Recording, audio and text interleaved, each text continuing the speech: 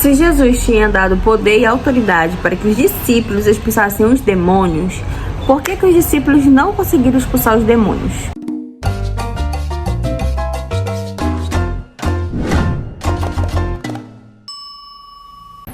Mateus capítulo 17, no versículo 14, vai dizer assim: Quando chegaram onde estava a multidão, um homem aproximou-se de Jesus, ajoelhou-se diante dele e disse: Senhor, tem misericórdia do meu filho. Ele tem ataques e está sofrendo muito.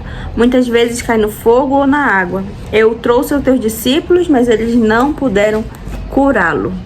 O que tinha acontecido aqui? Jesus Cristo, ele sobe ao monte com Pedro, Tiago e João. Ele escolhe esses 3 discípulos para subir ao monte com ele.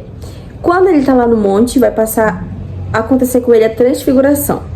Enquanto isso está acontecendo lá em cima, outros discípulos, os que eles não levaram com ele, eles estão lá embaixo.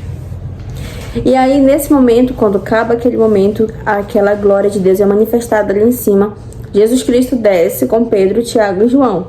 Só que quando ele está descendo o monte e ele chega lá embaixo, chega um homem desesperado com ele e diz assim: Senhor, por favor, me ajude, porque o meu filho, ele já tem muito tempo que ele está endemoniado.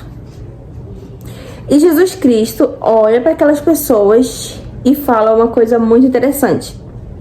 Mas antes de ele falar isso, o que a gente deve pensar e analisar nesse texto? Quando Jesus subiu para o monte, ele não levou todos os discípulos. Ele tinha levado apenas 3 discípulos. Os restantes dos discípulos ficaram lá embaixo.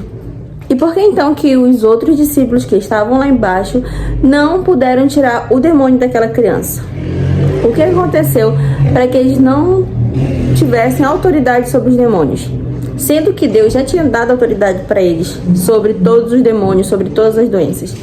Mas naquele momento, os discípulos estavam lá, a criança estava lá endemoniada e ninguém tirava aquilo da criança. Então, quando a gente continua lendo o texto, a gente vê uma resposta de Jesus. No versículo 17, respondeu Jesus: Ó geração incrédula e perversa, até quando estarei com vocês? Até quando terei que suportá-los? Tragam-me o menino. Jesus repreendeu o demônio. Este saiu do menino, que daquele momento em diante ficou curado. Então os discípulos aproximaram-se de Jesus em particular e perguntaram: Por que não conseguimos expulsá-lo? E Jesus respondeu: Porque a fé que vocês têm é pequena. Eu asseguro que se vocês tiverem fé do tamanho do grão de mostarda, poderão dizer a este monte: vá daqui para lá e ele irá. Nada será impossível para vocês. Mas essa espécie só sai pela oração e pelo jejum. Tá muito quente. E depois dessa resposta de Jesus, que ele deu para os seus discípulos, ele chega para os discípulos dele e diz assim: Ó geração incrédula, até quando que eu vou estar com vocês? Até quando que eu vou fazer isso por vocês? O menino estava lá, com aquilo no seu corpo. O menino se jogava no fogo, se jogava na água. Nada parava aquele menino, porque ele estava sobre demônios. E aí não tinha um discípulo que pudesse tirar aquele menino daquela situação. E Jesus explica por que não tinha um discípulo. Porque não tinham uma fé suficiente para aquilo. E aquela espécie de demônio era tirada apenas com jejum e oração. Mas eram as pessoas que andavam com Jesus diariamente, todo dia, 24 horas por dia. E não estavam orando o suficiente, não estavam jejuando o suficiente. Quando Jesus sobe no monte com os 3 discípulos e o restante fica, talvez eles comecem a se questionar: por que Jesus levou ele e não me levou? Será que aqueles lá são os preferidos de Jesus e eu não sou? E aí começou aquela briga, aquela intriga, aquela separação de grupo, aquela fofoca, aquela discórdia. Tudo isso estava rodeando os discípulos enquanto Jesus estava lá em cima e aquela criança estava sofrendo aquilo. E os discípulos não puderam tirar os demônios daquela criança porque eles estavam em confusão entre si. Então a gente agora vai para Atos capítulo 19, no versículo 11.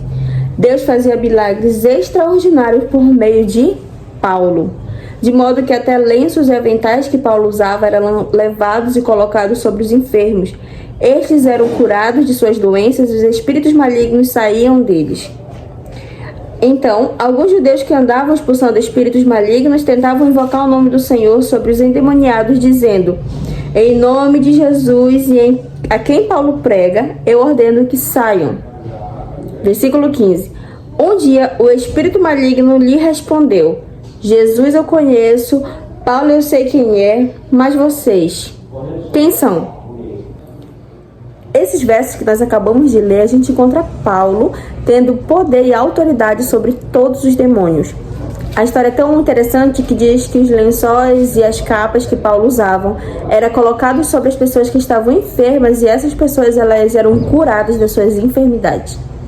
Só que quando a gente vai andando mais um pouco nos versículos, a gente encontra aquelas pessoas que se diziam ser servos de Deus, que eram até filhos dos sacerdotes judeus. Eles vão tentar expulsar um demônio de uma pessoa e o demônio olha para eles e responde: Jesus eu conheço, Paulo eu sei quem é, mas tu, quem é? Será que nós estamos sendo reconhecidos pelos demônios? Será que os demônios eles tremem na nossa presença? Será que nós temos autoridade para tirar e expulsar os demônios? Ou eles não sabem nem quem somos nós? Ou eles nem sabem que somos cristãos? Ou eles nem se importam com a nossa presença? Os demônios têm que tremer na nossa presença, assim como os demônios faziam na presença de Jesus, na presença de Paulo, na presença de outras pessoas que a Bíblia cita, que eles eram expulsos.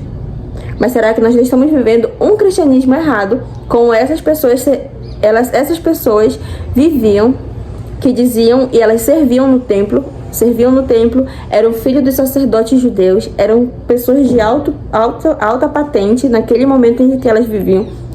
Pareciam que tinham um cristianismo bom o suficiente para expulsar um demônio, mas quando chegavam na presença deles, eles diziam que não sabia quem era. Então que nós possamos, a partir de hoje, de agora, viver um cristianismo verdadeiro, conhecer a palavra do Senhor, praticar a palavra do Senhor, porque conhecer, até os demônios conhecem muito mais do que nós, mas praticar, somente nós podemos fazer isso. Então que o Espírito Santo conduza nossas ações e as nossas intenções hoje e sempre.